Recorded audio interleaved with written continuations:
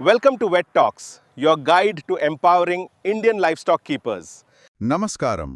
ఆ standard veterinary treatment guidelines మూలాల ఆధారంగా చేస్తున్న ఈ లోతైన విశ్లేషణకు స్వాగతం. ఈరోజు మన మిషన్ ఏంటంటే ఆ పశువులలో వచ్చే బోవిన్ వైరల్ డయేరియా లేదా బీవీడీ అనే వ్యాధి గురించి మాట్లాడుకోవడం. అవును. ఇది చాలా ఆసక్తికరమైన అలాగే ప్రమాదకరమైన అంశం. నిజానికి దీని పేరు వినగానే ఇదేదో సాధారణ కడుపు నొప్పి లేదా విరేచనాల సమస్య అనిపిస్తుంది కదా. కానీ నేను ఈ మూలాలను విశ్లేషిస్తున్నప్పుడు ఇది వాస్తవానికి ఒక ఫామ్ మొత్తాన్ని ఎలా కుదిపేస్తుందో చూసి ఆశ్చర్యపోయాను. ఖచ్చితంగా. ఇది పైకి కనిపించేంత సాధారణమైన సమస్య కాదండి. ముఖ్యంగా చెప్పాలంటే ఈ వ్యాధి ఫ్లావివిరిడే కుటుంబానికి చెందిన పెస్టివైరస్ అనే జాతి వైరస్ వల్ల వస్తుంది. పెస్టివైరస్, రైట్? అవును. ఇందులో ఒక ఆసక్తికరమైన విషయమేంటంటే ఈ వైరస్ ప్రధానంగా 2 రూపాల్లో ఉంటుంది. ఒకటి సైటోపథిక్, అంటే నేరుగా కణాలను నాశనం చేస్తూ దాడి చేయడం. రెండోది నాన్ సైటోపథిక్. ఒక్క నిమిషం. ఈ నాన్ సైటోపథిక్ అంటే కణాలను నాశనం చేయకుండా గుట్టుచప్పుడు కాకుండా లోపల దాక్కొని పనిచేస్తుందా? అవునండి, సరిగ్గా పట్టుకున్నారు.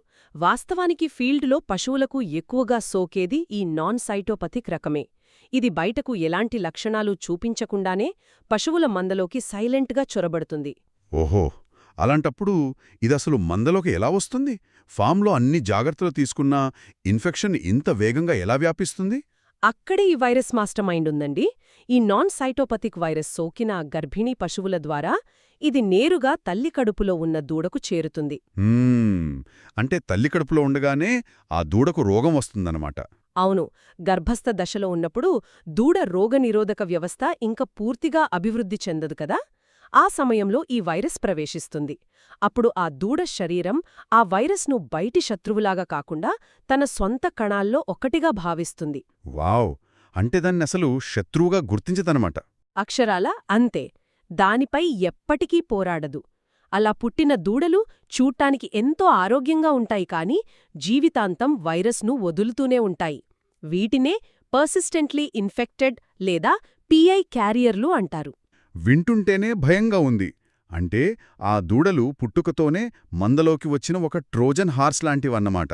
బయటకు ఆరోగ్యంగా కనిపిస్తాయి కాబట్టి ఎవరికీ అనుమానం రాదు, కానీ రోజూ ఫారం మొత్తాన్ని కలుషితం చేస్తుంటాయి.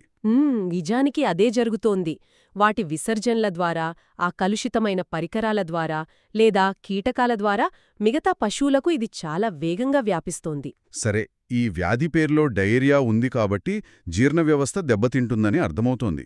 పేగుల్లో అల్సర్లు వస్తాయని మూలంలో కూడా చూశాను.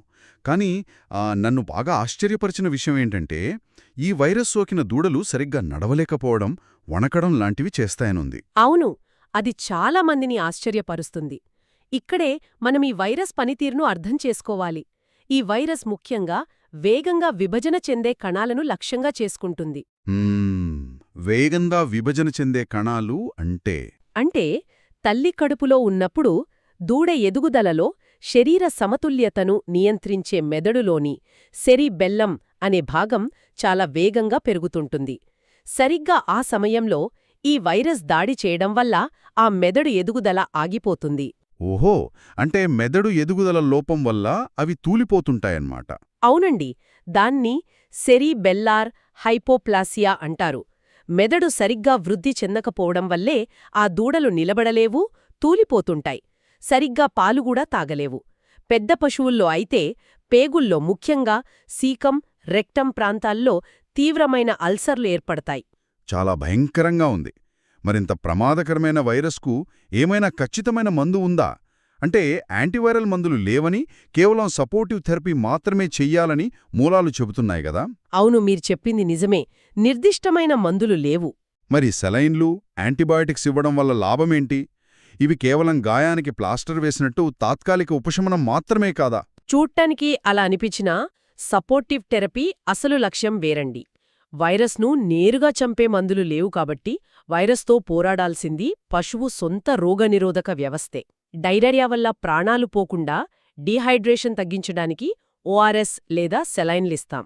రైట్. ఆ పశువు రోగనిరోధక శక్తి పడిపోయినప్పుడు ఇతర బ్యాక్టీరియాలు సులభంగా దాడి చేస్తాయి కదా. ఆ బ్యాక్టీరియా నాపడానికే యాంటీబయాటిక్స్, అలాగే నొప్పుల కోసం NSAID లాంటి పెయిన్ కిల్లర్స్ ఇస్తాం. ఇవన్నీ పశువుకు ఆ వైరస్పై పోరాడే బలాన్నిస్తాయి. అర్థమైంది. అంటే శరీరం తనను తాను కాపాడుకునేలా మనం దానికి సమయాన్ని, ఆ బలాన్ని ఇస్తున్నామన్నమాట. మరి అసలు ఈ ఇన్ఫెక్షన్ ఫారంలోకి రాకుండా ముందే అడ్డుకోవాలంటే ఏం చేయాలి? దానికి వ్యాక్సినేషనే సరైన ఆయుధం. ఇందులో ముఖ్యంగా 2 రకాలున్నాయి. మోడిఫైడ్ లైవ్ వైరస్ వ్యాక్సిన్ అంటే ప్రాణంతో ఉన్న వైరస్ను బలహీనపరిచి ఇస్తారు. రెండోది కిల్డ్ వైరస్ వ్యాక్సిన్. ఇందులో చనిపోయిన వైరస్ను వాడతారు. వ్యాక్సిన్తో పాటు బయోసెక్యూరిటీ కూడా ముఖ్యమే కదా. 100% PCR టెస్ట్ ద్వారా ఆ ట్రోజన్ హార్స్ లాంటి PI దూడలను గుర్తించి వెంటనే మంద నుంచి దూరం చేయాలి.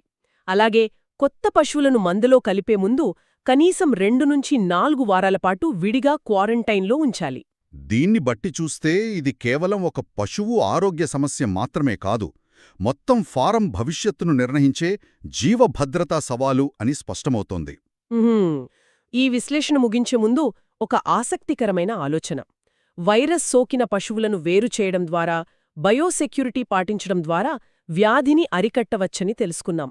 అయితే భవిష్యత్లో జన్యుమార్పిడి సాంకేతికత ద్వారా ఈ BVD వైరస్కు సహజంగానే వ్యతిరేకత చూపే పశువుల జాతులను అభివృద్ధి చెయ్యగలిగితే అప్పుడు పశుపోషణ రంగంలో ఎలాంటి విప్లవం వస్తుందో ఆలోచించండి. నిజంగా ఇది అన్వేషించాల్సిన ఆసక్తికరమైన అంశం. Welcome to Vet Talks.